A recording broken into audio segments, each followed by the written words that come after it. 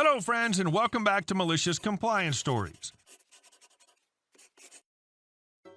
Let's start our video with a story about a petty revenge that happened back in 1987, in which we tell you about a video store employee in a Canadian border city who met a horrible customer. But before we begin, don't forget to subscribe to our channel if you're new here and turn on notifications so you don't miss a new video every single day.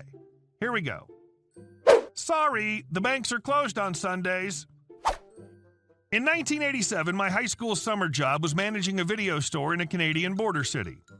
One Sunday, a man with a Michigan accent came in wanting to buy a blank video cassette.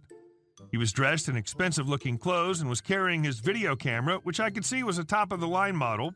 We sold a similar model. Video cameras were big, bulky things in those days. You carried the camera on your shoulder, and a cable snaked down to the actual recording unit that you carried by a strap over your shoulder like a purse. He said he was attending his niece's birthday party and wanted to try out his new camera. I showed him 3 different blank tapes we sold, and naturally he chose the most expensive. Me. That'll be X dollars, please. Snob show-off, handing me a US 20. Wow, that's pretty expensive. Me. Our exchange rate is 10%. I'll have to give you back your change in Canadian money. What? Why can't you just give me my change in American? This is Canada, sir. We use Canadian money here. And what's with only giving me 10% on American money? The banks are giving like 20%. We're not a bank, sir. I want to speak to your manager. You're talking to him. Who's your boss? The owner? Is he here? It's Sunday. He's probably at home.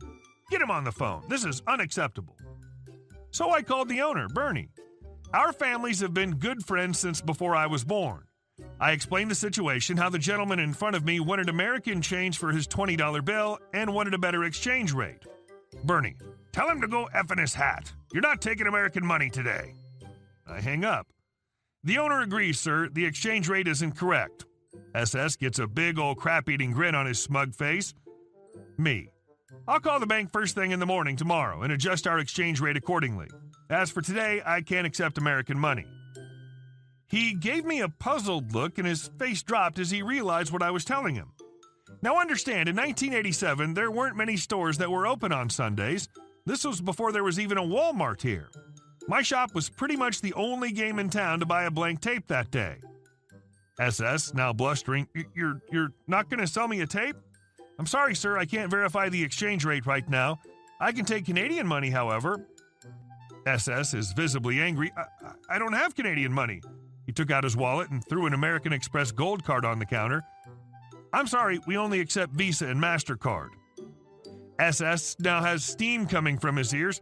I didn't bring my GD Visa with me. And I'm sorry, I can't help you today. All right, I'll go get some Canadian. I'll be right back. I smiled and said, I'll hold this tape for you. Oh, just to let you know, we close in 20 minutes. He stomped out in a huff. He never came back for the tape. I guess he couldn't find a convenience store to exchange his money in time. I love entitled people at stores. They make the best stories. And our second story. Office-appropriate attire. This was about 5 years ago. Setting the stage, I'd been with this massive global company, one of its manufacturing divisions, for about 7 years. I was Tier 3 plus IT support, mostly behind-the-scenes stuff and online meetings with folks. On call as well. The guy who hired Steve, department director, was great. I was and still am a jeans and t-shirt guy. I've got like 200 plus silkscreen tees, nothing offensive but pleasantly entertaining. Steve decided to exit the corporate world. I didn't want his job, so massive global company hired a new director. Jay and I got along well, I thought, but then I started to see that he was intimidated by my skill set and ability to resolve issues with either a PowerShell script I already had or by a command line, very quickly fixing issues in a matter of seconds using methods that he could not understand. He was a GUI person. Jay started looking for things to discipline me for. Here we go. Jay decided that my wearing t-shirts was unprofessional. Me. What do you mean by unprofessional? Jay. It gives the impression to others that you don't respect them. And they don't think they can trust you to do your job correctly. Others who? Who thinks I can't do my job? Look, I'm not going to argue this. You need to come to work in office-appropriate attire, period. So I'm not capable of doing my job unless I'm wearing office-appropriate attire? Not allowed to do my job unless that's how I'm dressed? J, bluntly and dismissively, that's it. Then I need to add this kind of specific detail to this write-up. Yeah, he was putting it on paper. So I added that to my comment. Management determined, explained to me, and I now understand that I'm not able to perform my work-related tasks in a professional manner unless I'm wearing office-appropriate attire. Then for about 3 weeks, slacks and polo shirts. On a Friday night, I get a call at about 11:15 p.m. I'm on call. There's an issue affecting multiple production lines. None of the computers are connecting to the network, can't print labels, blah, blah, blah. My plan comes into effect. Full circle ensues. I tell the production supervisor that I can't do anything about it. Really, I just needed to run a script that bounces DHCP on a domain controller, but I digress, because I'm not wearing office-appropriate attire. He knew what I was referring to, and all of my work clothes were at the dry cleaner, and then I'll pick them up on my way to the gym Monday morning. That blew up tremendously as expected. And Jay calls me early Saturday morning, where I, bluntly and dismissively, tell him that this issue is his problem, not mine. He was the one that disciplined me and insisted that I was not able to do my job unless I was wearing office-appropriate attire, and that it's documented that I must be wearing office-appropriate attire in order to do my job, and that this will be happening on Monday morning after I pick up my clothes from the dry cleaner. Me. Your rules, buddy, not mine. Have a nice weekend. And tell me how to fix this. I'm not even wearing pants right now. Can't do work stuff. He angrily hangs up. Monday, I come in prepared for battle. With HR, Jay, and the plant manager in the same room, I spell out exactly how this is going to work. As best as I can recall. If you don't like this, let me know now. If you folks don't think I can do my job wearing a t-shirt and jeans after doing my job exceptionally well for 7 years wearing a t-shirt and jeans, then this changes when Jay shows up. I promise you that what I'm wearing is not the problem. Jay is. If you see it otherwise, explain it to me. HR and plant manager. Huh? What? Me. HR, don't play stupid. You saw that write-up and you filed it accordingly. Plant manager. What? I explained the write-up to plant manager. Plant manager says that's the stupidest thing he's ever heard and ultimately blasts Jay and HR. Plant manager reassures me that this will never happen again, the write-up is garbage, and that if I have any other problems to let him know, he asks me to fix the production line issue. Pop up my laptop screen, log in, run a PowerShell script, and say, should be good in a few minutes. About 6 months later, I suspect that Jay was up to some unscrupulous stuff, and I found all kinds of proof in his email, sent that off to plant manager. Jay was terminated the next day. Edit. Wow, thanks for enjoying this. The building I was in is a separate building, a data center that can only be accessed by about a dozen people around the world. Only the front office has a dress code.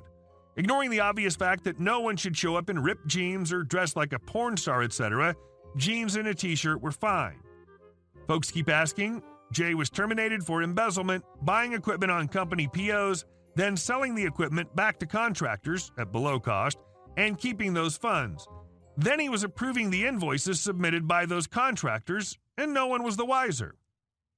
I'd been talking to one of the contractors who'd mentioned that they were surprised at how little they paid for the equipment, and I knew that the company bought that stuff. Huh? So I investigated. Jay had deleted the applicable emails to cover his tracks, but we have a 20-year email retention policy in place, so putting it all together was pretty easy. Gotta love having skill sets and knowing that if you ever get fired, there will be companies lined up with offers for you the next day. It means that you don't have to take crap from awful managers. And our last story. I inherited too much money from a second aunt in my father's family, and now several relatives are angry with me. This happened in mid-October of last year. I almost never saw my aunt, only on special occasions like weddings or Christmas, but whenever we saw each other, she and I got along very well. We'll call her S, referring to the first letter of her name. Unfortunately, in 2018, she was diagnosed with lung cancer, and that, together with some other health problems, she passed away. Sometime after her funeral, I was contacted by a notary to attend the reading of S's will, where I was mentioned. This surprised me and my family a lot because although S and I had a good relationship, it wasn't so much that she inherited something to me. S was a millionaire because in addition to being the owner of a series of clothing and accessory stores for women, I've understood that she was one of the owners and part of the majority partners of a well-known series of convenience stores throughout Mexico. I arrived to the reading of the will accompanied by my father. There were other relatives of S who were close to her. They looked at us horrible, especially me, but at first I smiled at them and tried to ignore them as long as I could. I was never close to them, as they're rich from a long time ago, they're super entitled people, and are not really nice people. The atmosphere was very uncomfortable. In summary, S inherited more than enough money for me to buy my own house, pay some debts, change my car, help my parents financially, and also give money to my maternal family, who have some needs, and I love them thousands of times so much more than most of my paternal family. When the close relatives of S know what she left me, they made a big scandal and told me that I would regret accepting money from S that according to them I did not deserve, and other ugly things, but I defended myself very well.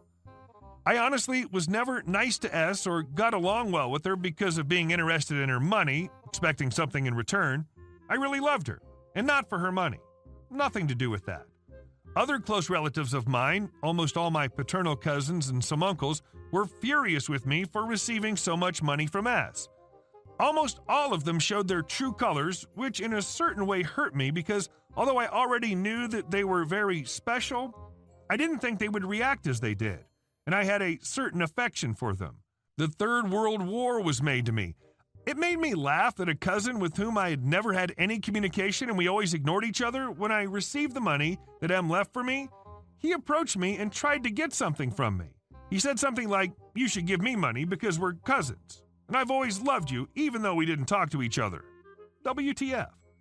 Obviously, I didn't accept it and finished getting away from him. Two of S's close relatives tried to legally take money that I inherited, but they were unsuccessful. And luckily, I've not heard from those crazy people. That's awful.